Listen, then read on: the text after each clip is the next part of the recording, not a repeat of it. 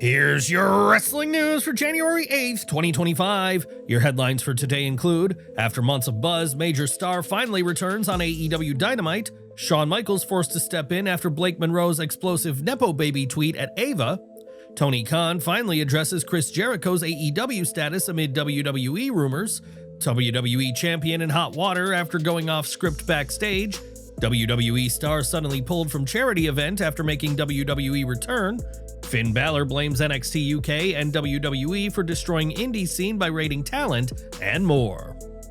Andrade El Ídolo's status has been one of the most talked about stories in wrestling for weeks, and now the speculation can finally be put to rest. After appearing for multiple promotions following his WWE departure, fans questioned whether he was legally free to sign anywhere and which company he would ultimately call home. That answer arrived on the January 7th, 2026 episode of AEW Dynamite when Andrade made a surprise return to All Elite Wrestling. The reveal came after a chaotic trios match featuring Jack Perry and the Young Bucks against The Demand. Once the match ended, the Don Callis family launched another post-match assault, prompting Jet Speed to run out and even the odds. The arena lights suddenly went dark, and when they returned, a masked attacker ambushed Jet Speed. Moments later, the mask came off, revealing Andrade El Ídolo. Andrade stood tall in the ring alongside Don Callis' group, immediately signaling where his loyalties now lie.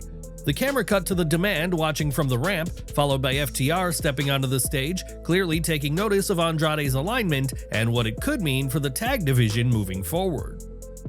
This development comes 2 weeks after our report that officials from both WWE and AEW met privately and reached an agreement that cleared Andrade from any remaining non-compete restrictions, paving the way for this return.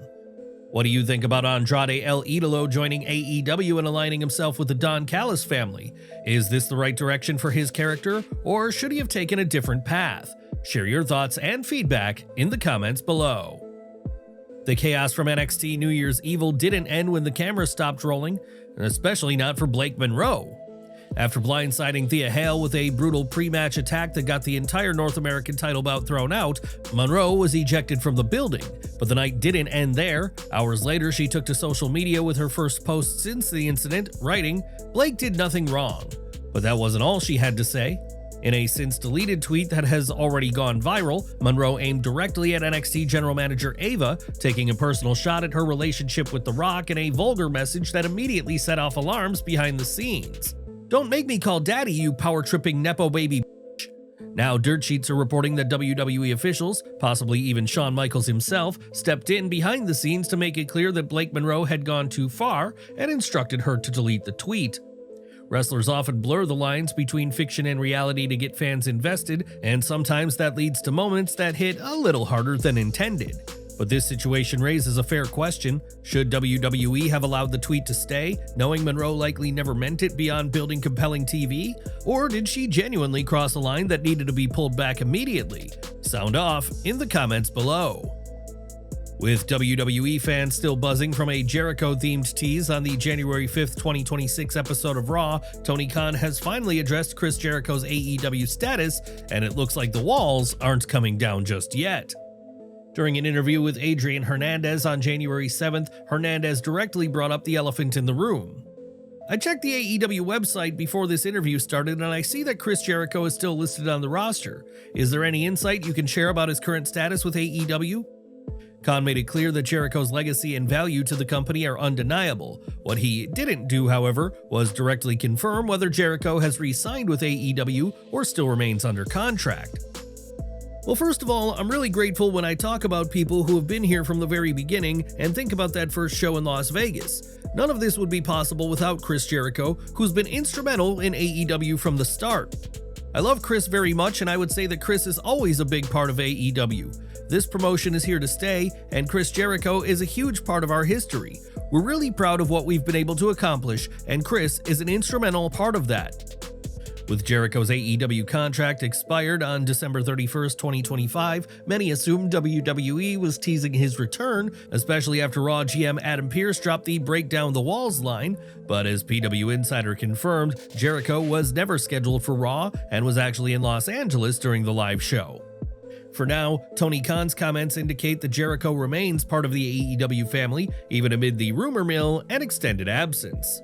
Do you think Chris Jericho should finish his career in AEW or make one final WWE run before calling it a day?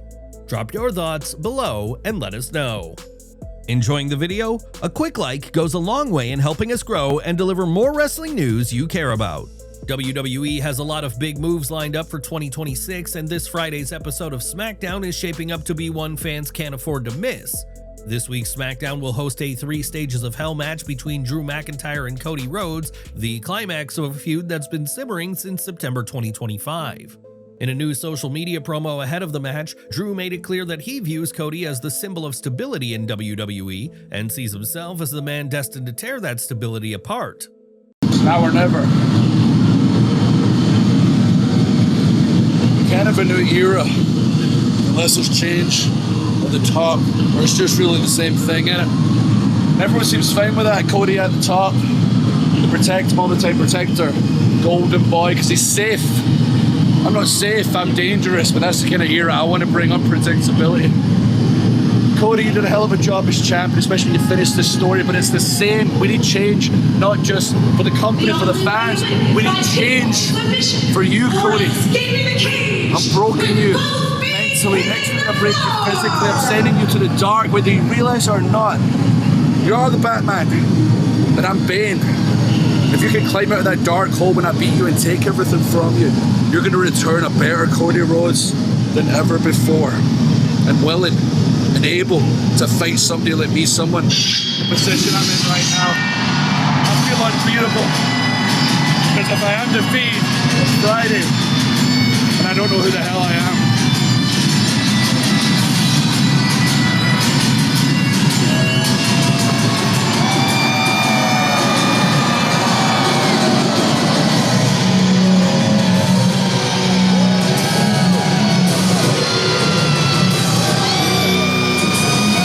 This Monday, however, Andrew Baydala of Sports Illustrated broke the news that WWE is currently planning Cody Rhodes versus Randy Orton for the undisputed WWE Championship, which all but signals the outcome for this Friday. As much as Drew will fight, all signs point toward him falling short yet again. Do you think WWE is making the right call by keeping the title on Cody, or is Drew long overdue for a moment he's been chasing for years? John Cena might be WWE's biggest company man, but even he isn't immune to heat backstage, and Crown Jewel 2025 proved it. During his blockbuster match with AJ Styles in Australia, Cena instructed ring announcer Alicia Taylor to deliver a custom introduction for Styles that mentioned TNA and Bullet Club, 2 names WWE very rarely allows on their broadcasts.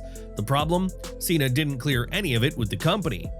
On the 6 Feet Under podcast, AJ Styles revealed how blindsided he was when he heard the introduction live from the arena.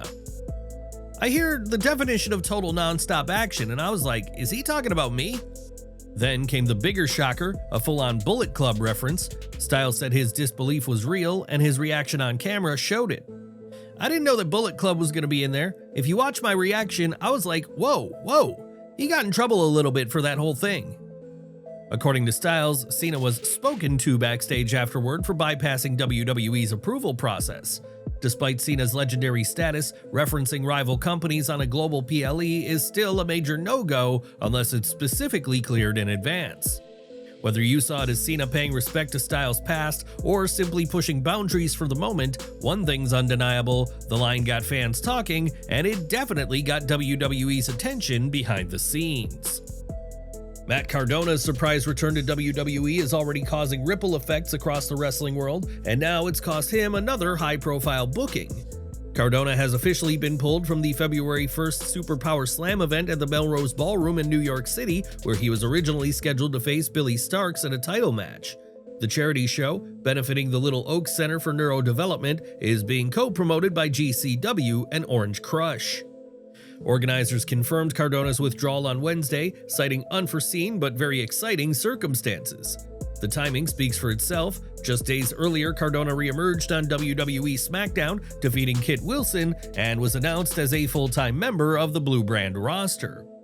Although he won't be appearing, the storyline isn't being dropped. In a creative twist, promoters revealed that Cardona has now placed a bounty on Starks, offering a reward to anyone who can take out the reigning JCW champion.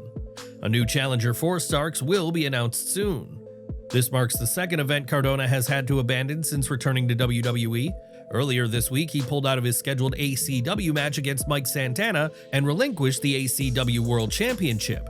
He's also not expected to continue with JCW moving forward, despite recently winning the JCW World title as the mysterious Carnival of Carnage. With Cardona now locked into WWE commitments, his indie dates, charity or not, are rapidly falling off the board. Do you think WWE should have allowed Cardona to wrestle at least for this charity event? Is this the right call or too strict?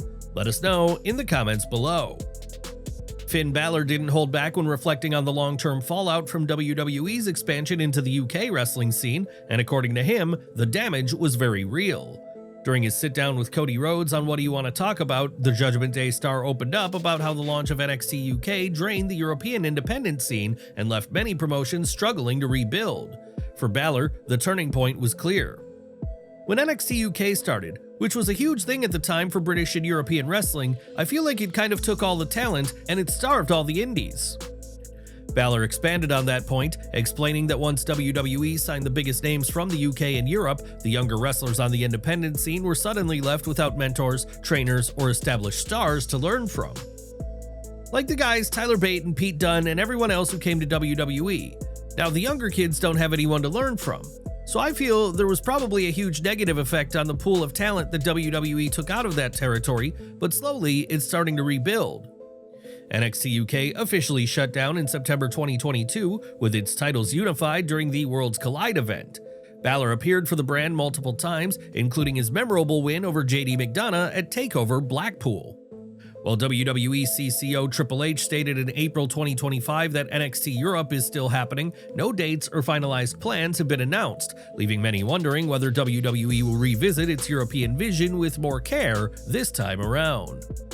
What do you think about Balor's comments? Did NXT UK do more harm than good for the European wrestling scene? Sound off in the comments below. Wrestle Kingdom 20 delivered one of the most emotional moments in modern wrestling history, but one of the night's biggest surprises is now being put into perspective. Kazuchika Okada defeating Hiroshi Tanahashi on January 4th officially closed the book on Tanahashi's legendary in-ring career.